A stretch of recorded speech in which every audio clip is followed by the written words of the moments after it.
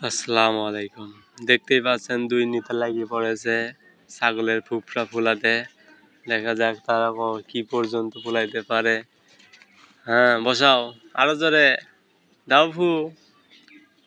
হ্যাঁ, দুজন প্রতিযোগী লেগে গেছে। দেখা যাক কারটা বেশি হয়। হ্যাঁ, অনেক সুন্দর হয়েছে, অনেক সুন্দর। এটা ছাগলের ফুফরা। হয়তো অনেকেই জানে না ছাগলের ফুফরা এরকম ফুলা থাকে। আসলে সব পানিরই থাকে, মানুষেরও থাকে, অনেকটা ফুলা থাকে।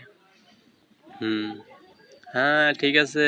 হ্যাঁ, নেশো দেখি। হ্যাঁ, এটা আর একটা, এটা বড় মনে হচ্ছে। হ্যাঁ, জোরে ফু দাও, আরো জোরে। হ্যাঁ, হচ্ছে না, বসাও ফু। হ্যাঁ, ঠিক আছে। হ্যাঁ, এবার দাও, ক্যামেরার সামনে ধরো। হ্যাঁ, ঘোরাও ঘোরাও। হ্যাঁ, ঠিক আছে, ঠিক আছে। হ্যাঁ, একটু সামনে আসো ক্যামেরা। হ্যাঁ, অনেক সুন্দর দেখা যাচ্ছে।